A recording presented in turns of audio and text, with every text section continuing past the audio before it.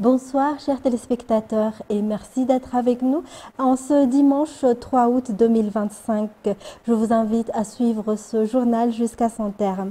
À la une de l'actualité concernant les Boeing 777 au centre d'une affaire de falsification, l'affaire prend désormais une autre tournure.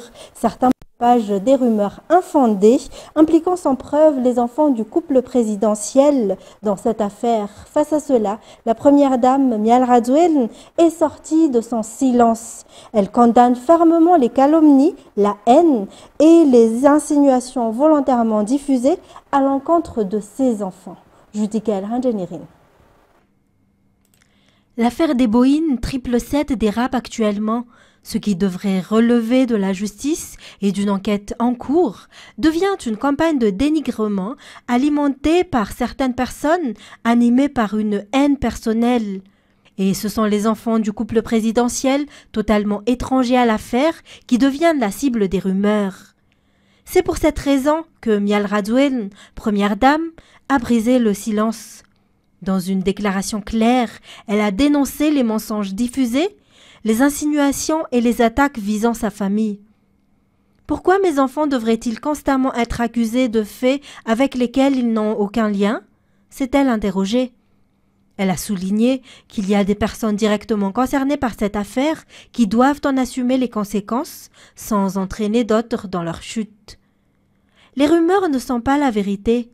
La haine n'est pas une preuve, a-t-elle martelé. Et selon elle, les cris et les invectives ne remplaceront jamais la conscience ni le bon sens. Même l'ancien ministre des Transports, présenté comme le principal responsable dans l'affaire des Boeing 777, a tenu aujourd'hui à réaffirmer que les enfants du président ne sont en aucun cas impliqués et que leur nom ne devrait même pas être mentionné. Ce n'est pas la première fois que les enfants du président sont cités sans preuve, et chaque fois, c'est par pur esprit de haine. La liberté d'expression est garantie à Madagascar, pays respectueux des droits de chacun à exprimer ses opinions. Mais cette liberté implique aussi un devoir, celui de vérifier la véracité des informations et des propos tenus. Rien ne justifie les insinuations gratuites, comme celles qui visent aujourd'hui les enfants du président. La diffamation sans preuve ne fait pas partie de la liberté d'expression. Parlons à présent d'agriculture. Les travaux de construction et de réhabilitation du grand barrage de Bebouk dans le district d'Intalouve doivent impérativement être accélérés selon les directives du ministre de l'Agriculture et de l'Élevage. Ces travaux ont été lancés déjà il y a 7 ans, mais ne sont toujours pas achevés. Ce barrage situé à Bebouk irrigue une plaine de 1600 hectares et constitue une infrastructure vitale pour la riziculture dans ce district. Andeniana Martina, Sech Anjanab. Plus de 1380 agriculteurs exploitent l'eau de ce barrage pour la culture du riz dans la commune d'Intalouve. Cela fait 7 ans que les travaux ont débuté, mais le chantier reste inachevé à ce jour. D'après les techniciens, les travaux sont tout de même en bonne voie. En plus du barrage, un grand canal d'irrigation de plus de 15 km est également en construction dans la zone. La plaine irriguée s'étend sur 1600 hectares et de grands équipements agricoles sont déjà disponibles pour l'aménagement de ces terres cultivables. L'objectif est de faire d'Intalouve l'un des principaux districts producteurs de riz de la région Mélec une fois les infrastructures achevées. C'est dans cette optique que le ministre de l'Agriculture et de l'Élevage, Sergio Azarsan, en visite sur place hier, a donné ses instructions pour accélérer les travaux tout en respectant les normes. Le district d'Intalouve va également bénéficier du programme gouvernemental Caravane de la production.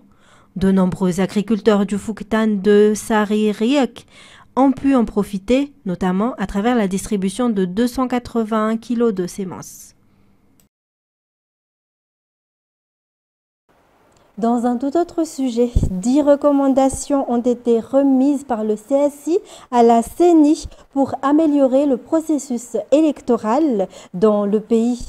Cette remise a été effectuée vendredi dernier lors d'une visite institutionnelle du président du CSI auprès du président de la CENI. Les deux responsables ont souligné que beaucoup reste à faire pour garantir la transparence du système électoral. Les détails. De nombreuses réformes restent nécessaires en matière de législation électorale, a affirmé le président du CSI, le Comité pour la sauvegarde de l'intégrité, lors de sa visite auprès du président de la CENI vendredi dernier. Il a déclaré que toutes les infractions constatées pendant les élections devraient être considérées comme des actes de corruption et signalées au Bianco.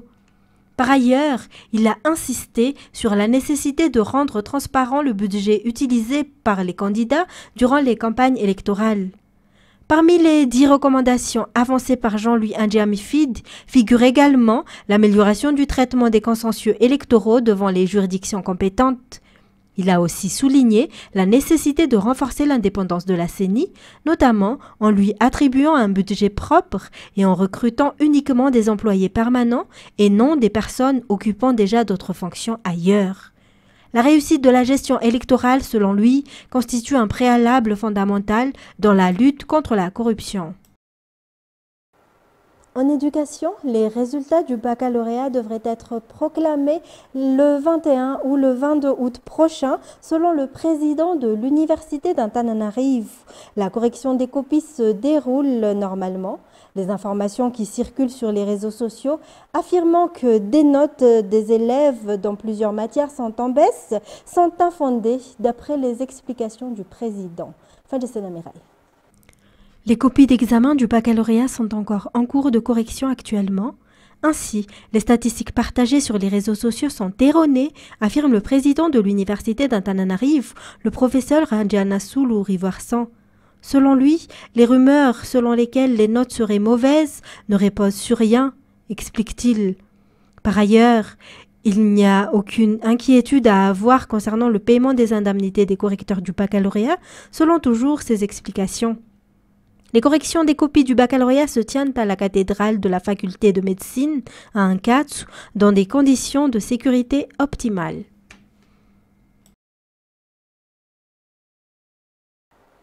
En économie, plus de 60 jeunes porteurs de projets ont participé au concours Mizunami, organisé pour promouvoir l'entrepreneuriat à Madagascar.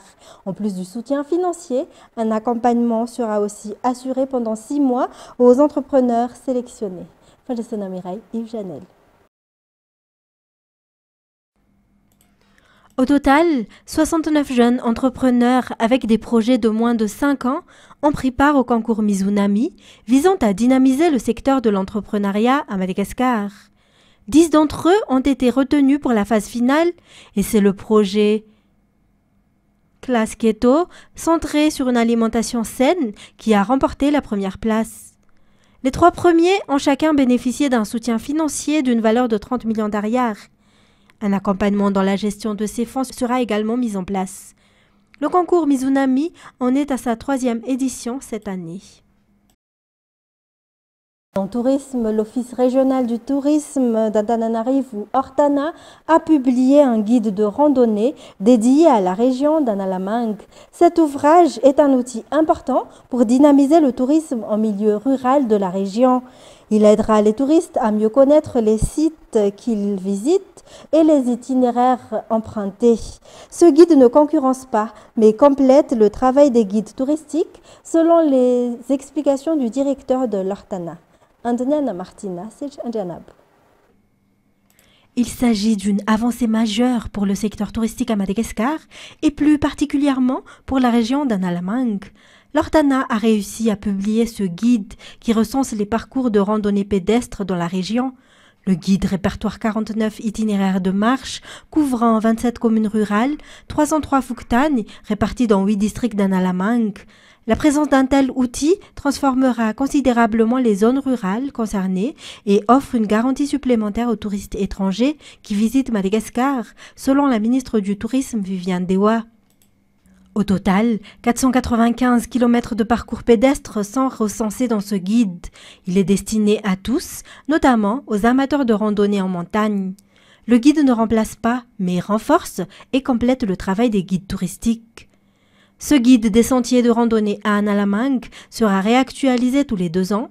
Selon les statistiques, 90% des touristes qui viennent à Madagascar passent par Analamang et 60% d'entre eux pratiquent la randonnée en milieu rural, un chiffre qui devrait augmenter grâce à cet outil innovant.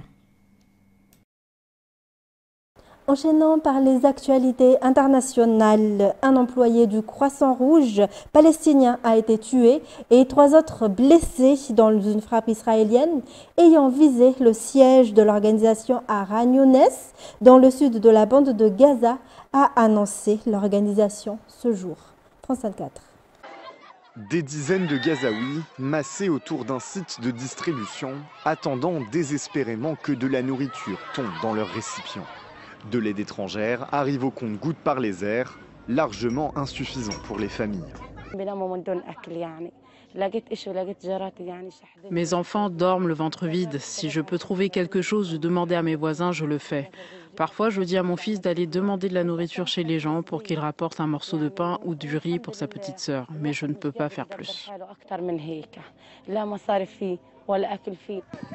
La crise de la faim atteint un point critique dans la bande de Gaza. Selon le ministère de la Santé du territoire, la faim a tué plus de personnes ces 2 dernières semaines que pendant les 22 premiers mois de l'offensive israélienne. Un tiers des quelques 2 millions de Gazaouis passent plusieurs jours sans manger. Médecins sans frontières et le Programme alimentaire mondial estiment qu'un quart des enfants de moins de 5 ans souffrent de malnutrition sévère. Le kilo de farine atteint le prix hallucinant de $100.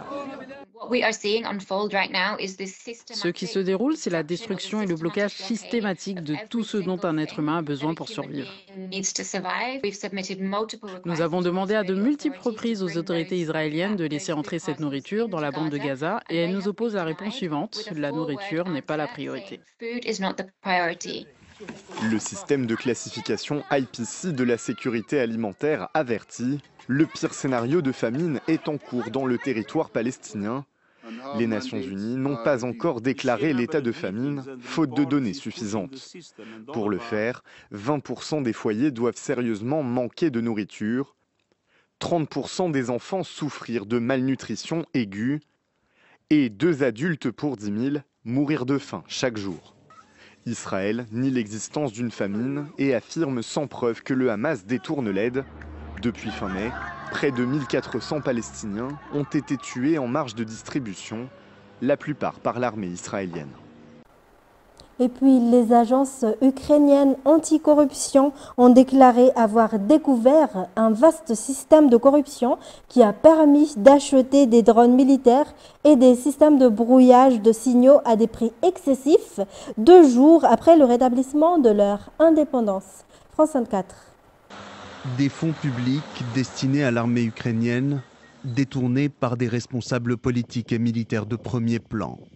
C'est la conclusion d'une enquête menée par des agences anticorruption qui ont mis au jour un vaste système de fraude organisé en pleine guerre. Les membres de la garde nationale, suspectés d'être impliqués dans cette affaire, ont été suspendus. Les agences anticorruption ont dénoncé l'un des membres du Parlement ukrainien, ainsi que des chefs d'administration régionale et municipale et des militaires de la garde nationale ukrainienne, pour corruption. Malheureusement, il s'agissait de manœuvres impliquant l'acquisition de matériel de guerre électronique et de drones FPV. C'est absolument immoral. Mais cette affaire de corruption est en réalité très embarrassante pour Volodymyr Zelensky.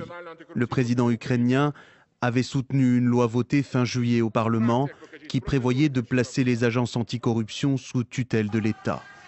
Face au tollé suscité par ce texte et les manifestations d'ampleur qu'il a provoquées, Zelensky a renoncé avant de finalement rétablir l'indépendance de ces structures. En Ukraine, la corruption est un fléau. Plusieurs affaires ont éclaté au sein des forces armées et du ministère de la Défense depuis le début de l'invasion russe en février 2022.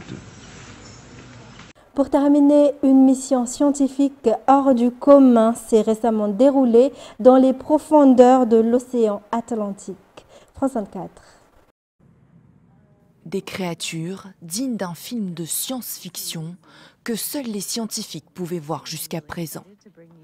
Grâce à un robot qui explore les fonds marins sombres, froids et profonds de l'Atlantique, ces images sont retransmises en direct sur YouTube depuis une semaine et commentées par des scientifiques. Un réel succès sur les réseaux, les Argentins ne s'en lassent pas. La diffusion a dépassé le 1 million de vues par jour et les images sont depuis jeudi diffusées même à la télévision. C'est quelque chose qui a surpris tout le monde.